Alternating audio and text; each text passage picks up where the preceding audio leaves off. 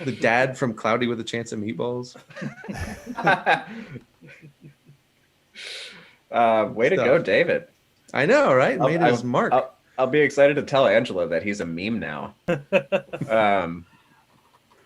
Yeah. I don't know, Travis. What are your thoughts? What did you think watching these first two? It took a while to actually not really. I knew what to expect. I was really amazed at, like you said, how authentically they pulled everything off from, just stylistically to what they actually shot on. Do you think they used the same film stock that they used back then? No, I according to the IMDb technical details, and I'd have no reason to doubt this, they shot Alexa LFs, which is a digital cinema camera. It's a large format digital cinema camera, and that was actually this is a super like dumb nitpick, but I did have a nitpick with the cinematography of the show, and it is not with any of the decisions they made. It is simply the technology they're choosing to use. With the large format cameras, which that is, it's a 4.5K large, or it's a 4.5K large format camera. There is a there's a more shallow depth of field on any lens in the range. So now wide shots have a much deeper depth of field than they would on a Super 35 size recording sensor. And due to that, these shots of them in their house, which should be completely in focus in like an old standard sitcom kind of look, now like the background actually falls off out of focus and looks a little bit more quote unquote modern in terms of the way the lens looks. And it's a super minor nitpick that will get alleviated as the show goes on, because I think we progress through decades in sitcoms as the show goes on. So like, and they're not going to, they're going to pick out their gear for the series. They're not going to be like, episode 1, we need this camera. Episode 2, we need this camera. That's going to be too much of a pain in the ass for the camera department to deal with. So I completely understand why it is. It was just something that like, I was noticing, why the hell is the background out of focus? Oh, okay. Yeah. Speaking of things though, that would be a pain in the ass. I mean, we're talking about different sets. Oh yeah. For each episode, like complete sets. Yeah, that was a really interesting thing too. I wasn't expecting that at all. Yeah. I wonder how long they continue that, right? Like, because at some point we've got to believe that we're going to also have the real world too. Like at some point we'll get a half and a half maybe. So, I mean, it's just going to be like this whiplash of there's no standard like home set. Yeah. No, it seems like every episode is being treated as its own thing, which is an insane idea for a sitcom type of show. Just, it's kind of, I mean, I did a little bit of research today, and this is something completely different, because when we're like covering The Boys or The Mandalorian or Watchmen or whatnot, if you're steeped in that universe, it pays off. But with this, I feel like being steeped in the Marvel universe kind of helps, but really what this show is doing is paying homage to just television throughout the decades, because you see the I Love Lucy connections, you see the Dick Van Dyke connections, and then the second episode with the style change, it turned into Bewitched and I Dream of Jeannie. Even so far as to at the beginning, they're sleeping in 2 separate beds. And I reminded like, oh, that's a very Hays Code. And then Sarah was like, what's that? And I had to explain what the Hays Code was, because I'm like, oh yeah, I guess people aren't into film history, don't really understand what that is. And it's this... Yeah, the history of censorship in film. Yeah. And then when the beds move together and Vision merges them, I guess Bewitched is the first series in which a couple shared a bed. Oh, interesting. I didn't realize that. Nice. So there's a lot of deep cuts in there for television historians. That's cool. I love the opening title sequence of the second episode a lot. Yeah, the animatic. Yeah, like because Bewitched and like probably the two aside from like I Love Lucy, which was absolutely number one, the two like, you know, original era sitcoms I watched like constantly growing up were I Dream of Jeannie and Bewitched. So like I really enjoyed the style points on that opening sequence, which is very, very, I mean, very much both of them, but like I think mostly Bewitched. Also reminded me that there was that Will Ferrell and Nicole Kidman Bewitched movie that I kind of forgot existed. Also, do you hear Yeah. Nicole Kidman's going to be playing Lucille Ball in the Aaron Sorkin movie? Yeah, that's a dumb idea. Oh. That's wrong, probably. I just don't think we need that movie. I think we should just all watch I Love Lucy and not have a stupid biopic. Yeah. So do you think at this point, like we were talking in our thread earlier this week about like Community, the show Community, and how it like it jumped genres, it jumped like you have animated episodes, you have stop motion, you've got there's like one sequence later on in the series it's like an anime, like there's a GI Joe episode. There's a full GI Joe episode that's fantastic. But like I've heard Dan Harmon talk about how expensive that was. Like they were constantly over budget. They're constantly on the verge of getting canceled and did. Yeah. Disney do you cannot think it's afford easier? this, so do you think that it's actually going to be, it's probably cheaper overall for them to try and capture these effects that are like known, antiquated, like absolutely historical things? For sure. They're probably not dumping huge amounts of money into it other than like changing sets and stuff. No, I mean like this show seems like, again, even with like building a new, like, because they're not complicated sets. Like they're a bunch of flats and some furniture, and they're painted, and that's kind of the beginning and end of it. I think there's a lot practically going on the day that's like is saving them a ton of money in post. And like I said, I think this is absolutely like the cheapest, and not in like a low quality way. I just think they didn't have to spend a ton of money to make this. Right. Yeah, I'm just thinking even the animated bits are like, that'd take a little bit of work, but it's still based on animation that was super basic. Yeah, totally. And so it's very attainable. And I guess I'm surprised that this is the first time I'm kind of seeing this kind of homage done so well, because it's so easily attainable, it seems like. I mean, relatively speaking. Yeah. I mean, like, that's why it would have made a lot more sense for them to launch this wave of like the MCU TV stuff with Falcon and Winter Soldier, which would feel like more familiar territory for people that are wanting to go from like the MCU theatrical movies into the TV. And again, just like kind of crazy move to just be like, here's your next thing. You're not really going to know what's going on for like at least the first 4 episodes, I think. No, yeah. And and we're just going to ask you to bear with us, okay? Yeah. Oh, Dustin. I didn't see the decade, and we were just going to be getting like my. No, you're here. You're back. You're back. We can hear You're you. back. Okay. But yeah, just I went in thinking we were just going to get like mostly black and white, like Leave It to Beaver kind of thing, and then that second episode came and I was like, okay, there's a different house, like there's a different era. Like I didn't know we were gonna be doing this because I didn't really look into this show beyond maybe watching the first trailer, if that. Yeah. So like all I do is like, okay, Scarlet Witch and Vision are an old timey 1950s couple. Sure, let's see where this goes. Yeah. Yeah, I mean that on its own would have been an interesting premise, but that we're going to be hopping through, and then I mean, obviously by the end of the second episode, we're going to still be moving through eras. Yeah. Yeah. And I like the stuff that they're doing, indicating, the reality beneath the surface, like the blinking red light on the toaster that turns into like this weird point of tension. Yeah. And I kind of actually really loved that moment because it was very like, if you remove it from like the very easy context of what it actually is, which is just like this indicator, like there's something larger afoot, it's almost like a scene out of a David Lynch thing. Mhm. Because like it's this upbeat light comedy tone and then like dread. Like segue directly into dread and then move on from the dread and go back to the other thing. And that I like that.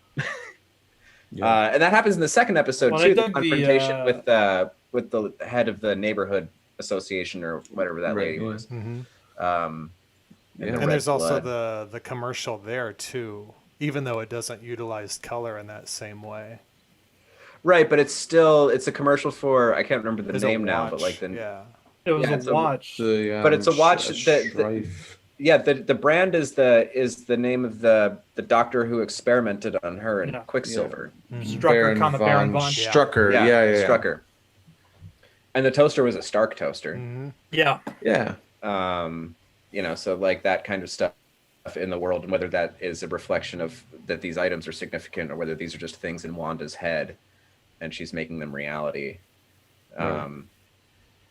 Yeah, I mean, and like I'm going with the idea that like this is because we haven't seen Wanda do this really in the MCU, right? Like create reality. Nope. Because that is very much the plot of a large event in Marvel Comics history. It's called House Yeah. of M. House Is of that right? M. Yeah. House of M. Yeah. Yeah. It's really Which- good. Do we want to just spoil that? Just Yeah, in Ryan, terms talk of, about like... that because So, I mean, basically, I don't know how this would even play out in the MCU right now. Right. But Scarlet Witch is beyond the power level that we've seen her in the MCU. She is way more powerful, and they've alluded to it a little bit, but she actually is responsible for wiping out all mutants except for maybe just like a couple in the whole Marvel universe at one point through the events of House of M. Yeah. I mean, she just wipes them out all on her own. It's wild, right? But we don't have mutants in the MCU yet. Right. I guess you could use this as a way to introduce mutants into the MCU, like a reversal. But this really could be, and so like throughout these episodes, we get little teases here and there that Wanda's maybe being held by Sword, which is the other half of Shield as we know it. Right. And maybe Sword is trying to. I mean, she could have had a psychotic break after Vision dies. Maybe they're trying to keep her together, right? She's trying to keep her from just blowing everything up. But we don't know yet. We don't know. Yeah. Or it could be she could be held by Hydra too, because like the Strucker Right. commercial has a Hydra emblem in it. Mhm. And so like people are combing every inch of this show right now to see what might be coming next, and we don't have answers. yeah. Yeah. I definitely want to see it go in that direction of like Wanda's basically limitless power though. Because like I came late to Marvel Comics in that, I mean, like I only started reading like superhero books of any kind really in the last like 5 years. I've read comic books all my life. I just literally never cared about superhero comic books until like I saw Infinity War, and I'm like, I want more big, insane stuff like Infinity War. Give me these comic books, please. And I read House of M, and I was like, I cannot believe how underutilized Scarlet Witch has been in the films if this is what she can actually do. And I would really love to see that explored here. And it seems like it is, because this definitely seems like the reality is her doing, and it's part of a weird, tenuous mental situation that she has going on. Yeah. Yeah. Yeah, I think that I'm sorry. Oh, Go no, ahead. you go ahead because you got more info than me, I think. I think what the MCU has done really well is been able to cherry pick some of the best arcs and tell them in a way that makes sense for the MCU, not necessarily shot for shot what the comics were. Right. And so I'm totally down if we want to do this House of M kind of parallel where something major happens to the MCU out of it. Hmm. But maybe not, because we don't Sure. have mutants yet. Like, it Right. doesn't make sense for that to be the thing. Part of me almost wonders if it's like, because there was even one of my friends posted, we were talking about it, and there was a House of M, a reference, like there was like a bottle of wine in the background or something, or a bottle of cologne or something, and it said like House of M something, but like in French. So like there Interesting. was like a little Easter egg referring to it, but I'm really curious if they're going to go the House of M direction, because Guardians 2 set us up for Adam Warlock, who Yeah. was integral in Infinity War, and then we never got Adam Warlock in Infinity War. So, which I'm not mad about, but they definitely very deliberately set that up Yeah. for us, and this very much, I think a lot of people are kind of expecting it to be lead up to House of M, and I'm really wondering if this is just like a red herring they're dangling in front of us. Yeah. I mean, cinematically, it's already been kind of announced. We know that this is really leading into Doctor Strange and the Multiverse of Madness, because Which is the one I'm most psyched about. yeah, Oh yeah. because Elizabeth Olsen is in that movie. Mhm. So, what happens with this because I don't know if they've even announced who the villain in that movie is. It'd be crazy think they if have, she's no. the villain. That would be amazing. Doctor Strange might be one of the only characters that could right now. Right. I mean, And I did just read a recent interview snippet with Elizabeth Olsen saying that she hasn't worked with the director who's used the camera like Sam Raimi is using the camera on Doctor Strange. And I'm just like, thank you so much. Thank you. That's awesome. I hope like 70% of Doctor Strange is like the one scene in Spider-Man 2 that is super Sam Raimi. Yeah. I hope every action sequence is like that. That's my hope. Is that the Doc Ock sequence? Yeah, the Doc Ock sequence, which is just so classic, like snap zoom, It's a horror weird quick Mhm. cuts. I Yeah, need that to show scene that to is my like kids. that scene is basically like a shot-for-shot sequence from Evil Dead, except with Dr. Octopus instead. And It's nobody so good. gets Yeah. violated by a tree. That's true. That's probably for the best for everybody Yes. involved. yeah. Oof. MCU, no tree assault. I mean, they could Except now with for Groot. Groot. They've got the opportunity. Yeah, to make Groot a rapist. Yeah. Those wild hormone years are coming. I mean, to be fair, if there's any director in the MCU that would make any of our main characters a rapist, it's James Gunn. Yeah. Director of Oh, Super yeah. and Slither and other writer of Tromeo and Juliet and other trash. Director of the upcoming Suicide Squad 2, The Suicide Squad. which I'm actually stoked for. I will watch it. I find myself Yeah. begrudgingly watching all the DC movies, regardless of whether I want to or not. That one looks fun, at least. It feels fair, right? I think the important thing that we can take away from WandaVision, I initially hoped when we saw the watch, or when we got the reveal with the guy watching the TV, was that we would get MODOK, but I don't think they're going to give me MODOK, you guys. You don't think you're gonna get MODOK? You're not going Wasn't to get the Peter Dinklage not MODOK? from this. wasn't there a thing that was supposed to have? Wasn't there an MCU thing or a Marvel show thing that was supposed to be MODOK There's and he was supposed to going to be be an voiced by animated Patton show. Oswalt? That never happened, right? Yeah. Live action MODOK. Was Right. Kevin Smith supposed to I do think MODOK? so. I think Kevin Smith and Mark So- Bernardin or something. That sounds familiar. Yeah. Whoa. I know we talked about him during The Boys, but I mean, obviously you just make Patton Oswalt's head huge and make him MODOK. That's the most obvious thing. Here's what I want from the MCU. I want MODOK and I want Squirrel Girl. That's all I need. I mean, That's all I want. Well, so Patton Oswalt is already in. He's in Agents of Shield. He can be Kind of- MODOK. He could still be I mean, totally, yeah. But Agents of S.H.I.E.L.D. is going to be stricken from canon within a few years, I'm sure. That's probably true. I mean, It's they already got did to. it to the Netflix shows. What a shame. Charlie Cox, they should reinstate him. He acted his heart out. Yeah. On which show? I didn't watch Yeah. any of them. Daredevil. And those Daredevil. hallway fights were great. Oh, on Daredevil. I Daredevil. heard Daredevil was good. Mm-hmm. I never And watched John the last Bernthal was season a great because Punisher. they canceled it before it happened, and I'm like, I lost all the will to watch it. You didn't watch it? No, you I didn't said? watch the last season. The last season was very good. It really was very good. It was a swan song of the series. Anyway, let's close the chapter on that one. No. But As they have. more on WandaVision. Yeah. I mean, aside Yeah. from our two leads, we've also got Catherine Hahn, and she's It was owning great. this show.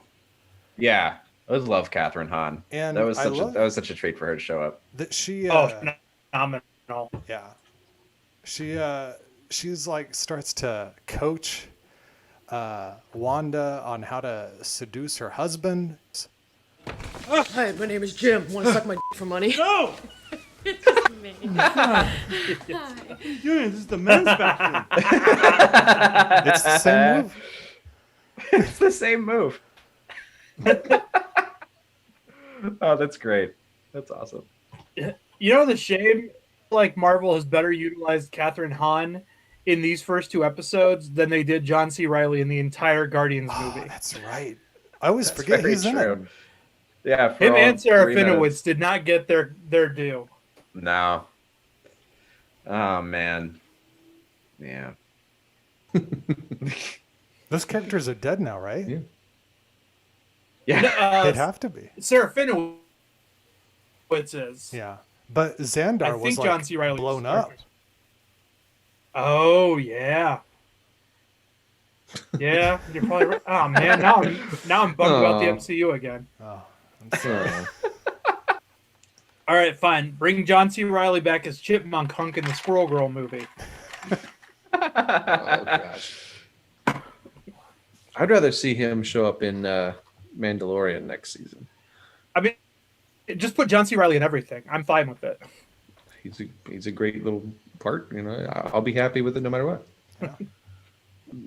Without knowing where it's even going, right? Like, I feel like I know about as much about the show now as I did when I watched the first trailer. Yeah. Yeah. After the episodes aired, I'm like, I don't know how we're going to talk about this.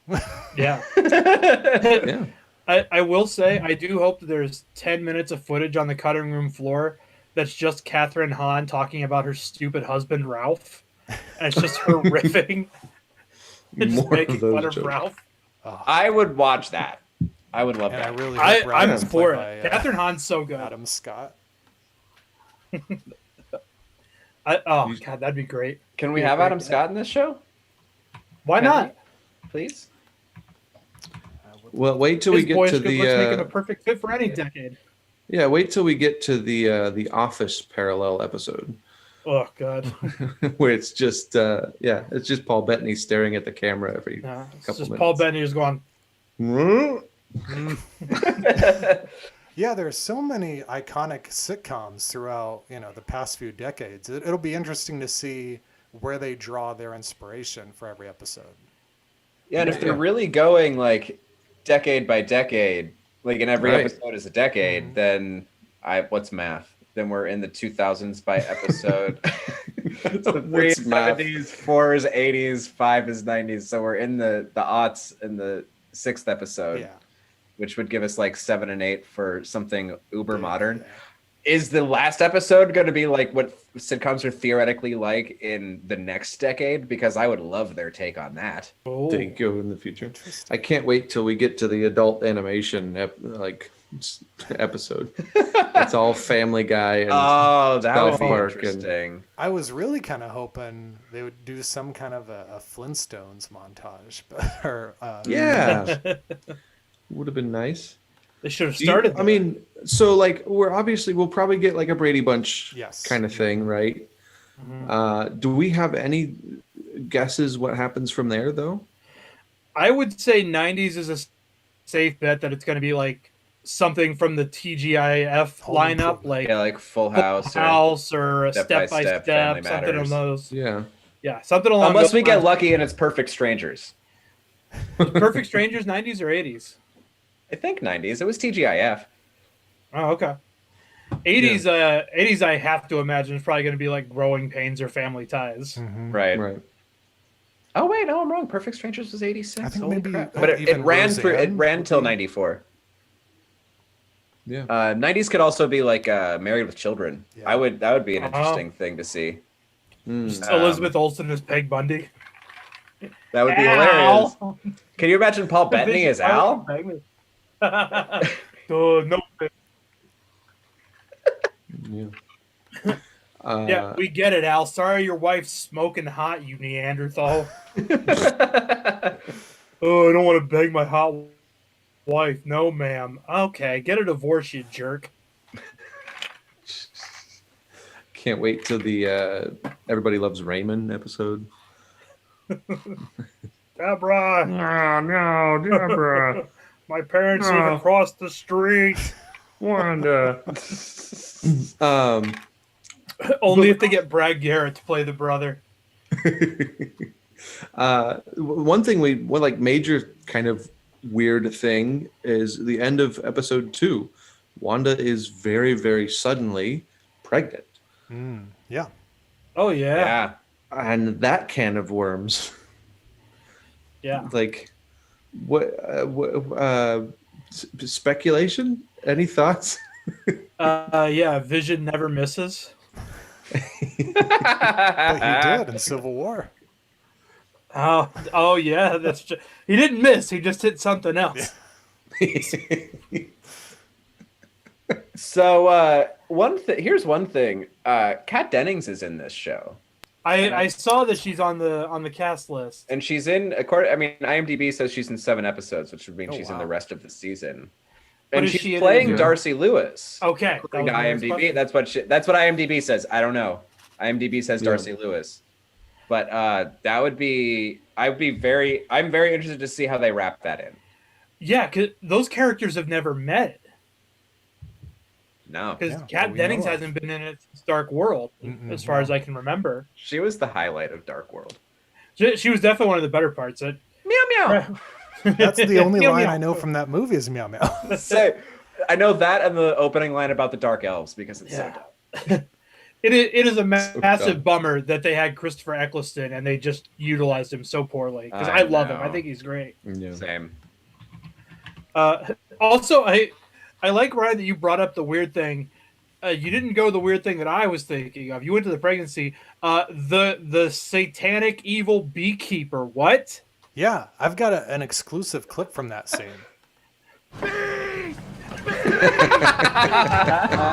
Bees everywhere! God, they're huge! They're ripping my flesh off! I like that there were 2 bee clips I was thinking of, and you went with the one that I would have gone with second choice. Oh. Still a great choice, though. Was the other one from My Girl? Oh no, Oh. 3 great bee scenes. Dark. I was 100% thinking of, oh, not the bees, they're in my eyes. Yeah, I was Yeah. definitely Oh. thinking you were gonna go Wicker Man on that Wicker one. I Man. should have done that. Yeah, I think you went with the deeper cut, which is like that's a good choice. Keep will be. I kept thinking too. I was like, what villain has a beekeeping gimmick in Marvel? Probably Right. a villain called the Beekeeper. Yeah, That existed for like 2 issues in 1967. but I couldn't. Which is think that of- real? Let's find out. That seems more like I'm like a Golden Age Batman villain than a Marvel Yeah. villain. The beekeeper, yeah. Like we have lived through so many eras of comics, though. Like basically, you could throw a dart at an encyclopedia of animals, and you'd find somebody who's the Thing, Yeah, the Wombat Man, the Beekeeper. Like I don't know of anything, and maybe maybe found I've it, missed guys. something major, but His name is did you- Swarm. Yeah, I was just looking at Swarm, yeah. who is the character's body is entirely composed of bees. Yeah. Reminds me a little bit of an alternate universe Spider-Man called Spiders Man, where a group of spiders have a collective consciousness and believe they are Peter Parker. and and our spiders, man. I think we Yes. can all agree that we love comics, but I think we can also all agree that sometimes comics are very stupid. There's also Spider so Mam, I bad. learned, which is where Aunt May went to take Peter a sandwich at the lab that day because he Yeah. forgot his lunch, and the spider accidentally bites Aunt May instead, and we have Spider Mam instead. I am pro some stupid variations, especially if they have a funny name like Spider-Man. I mean, if we didn't have stupid things, we'd never have something as great as Spider Ham. So, That's very true. From the pages of What the. yup. Yeah, the beekeeper. So are you guys really intrigued by the beekeeper as a concept? Because like, I forgot it happened, honestly. right. I mean, I think it's like it is like what the light flashing, and she finds the helicopter early in the second episode, and like it's the ominous thing. But I didn't find the concept of the beekeeper itself terribly enthralling yet, because we No, don't know it's- anything about it. It's more of that Lynch stuff, that like dread without context. Yeah. Kind of See, thing. all the other stuff made sense to me, like the voice on the radio, the weird like sudden shift in tone in the first episode when Fred Malamed starts choking and they just Yeah. start using Twilight Zone camera angles for it. Yeah. The helicopter, I was like, okay, these are all like weird little odd things. I was like, huh, a beekeeper in the sewer. This is where I did. Yeah. Yeah, I mean, it'll be good if it comes back. It will. We'll see. There's a lot of stuff being laid, a lot of seeds being planted, and I'm really interested to see how it pays off. And if it's a 9 episode long slow burn or an 8 episode slow burn to like a truly insane last episode, I will give them all the credit in the world for how cool that could be. Sure. It does seem that Wanda kind of has an idea of what's going on, because when she sees him, she's like, no. She rejects this and rewinds.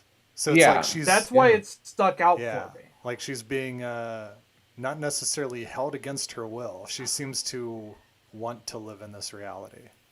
Yeah, it's the first time she's exercised any like real control over what's going on. Right.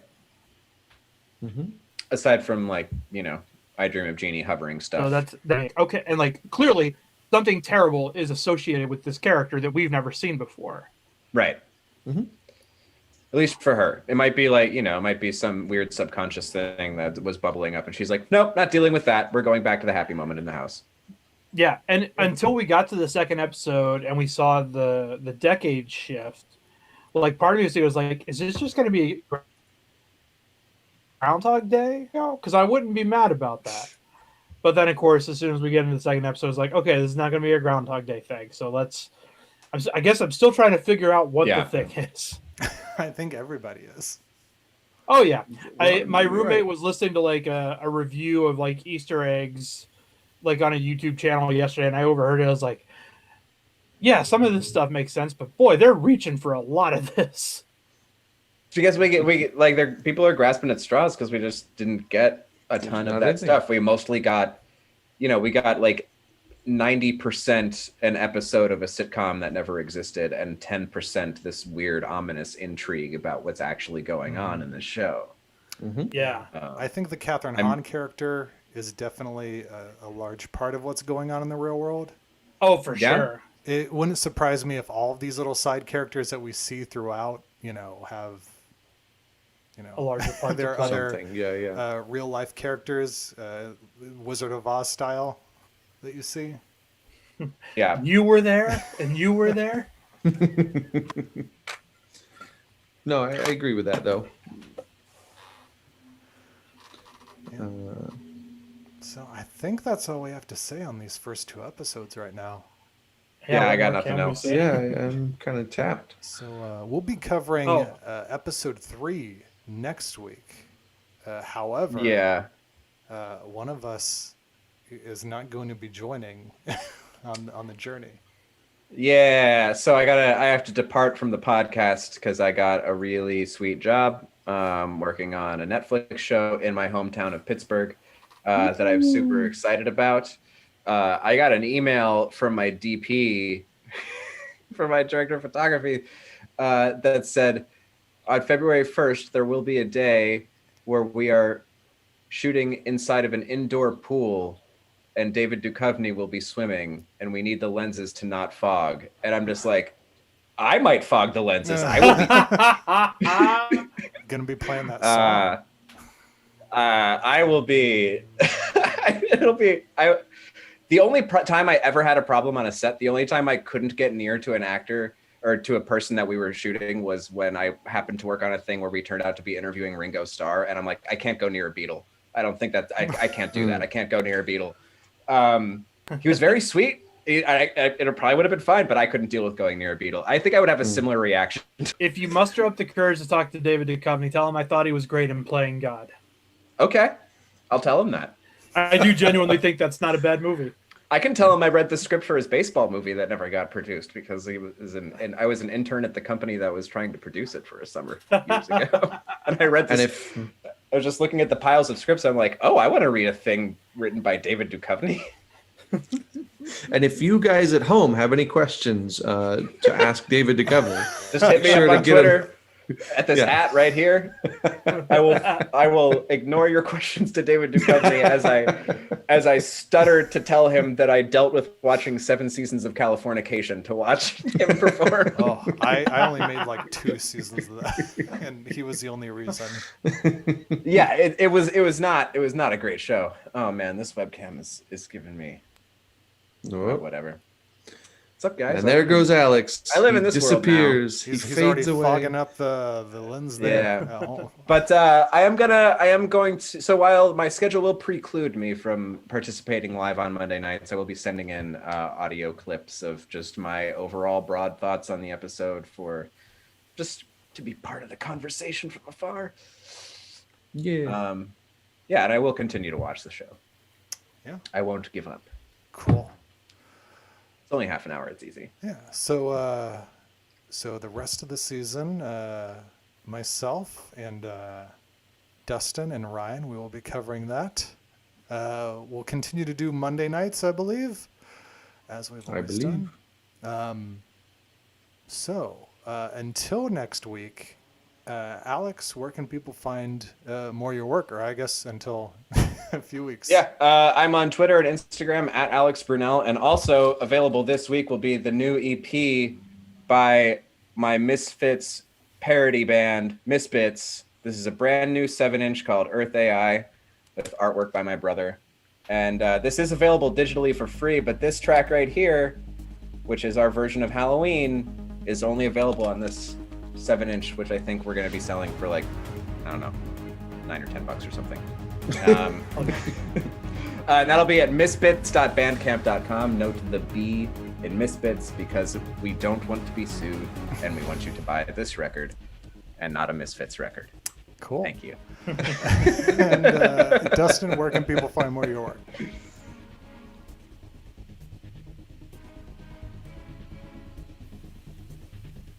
DustinMeadowsComedy.BigCartel.com is where Dustin sells some of his wares. Sorry, I didn't hear the question. My computer was lagging. But yes, DustinMeadowsComedy.com. Also, I'm on Twitch now. I finally started streaming. So you can check me out on Twitch at Dustin Meadows. Tomorrow night, the 19th, I'm going to be playing the game Dead Cells while listening to the song Dead Cell by Papa Roach on repeat for an hour. So tune in for that. See how long I survive. Wow. And Ryan, how about you? You can find me at Twitter at Harbjagen, HARBJAGEN. Yeah. All right. Until next time, guys. Find the podcast at whowatchespodcast@gmail.com. Find us on YouTube and Facebook, where we stream every week. Subscribe to us on any podcatcher of your choice. And yeah, until next week, go ahead and piss off, you ghosts.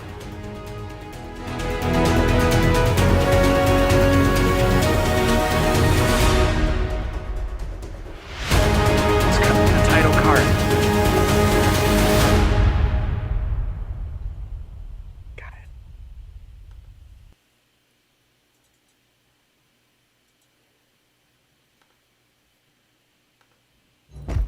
Piss off, Ghost!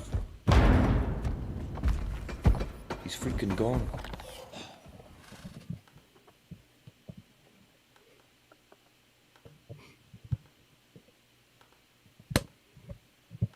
Okay. Are we out? Yes, everywhere, but I don't know why YouTube is not letting me toggle that off. But I'll just do this. If you cut it off,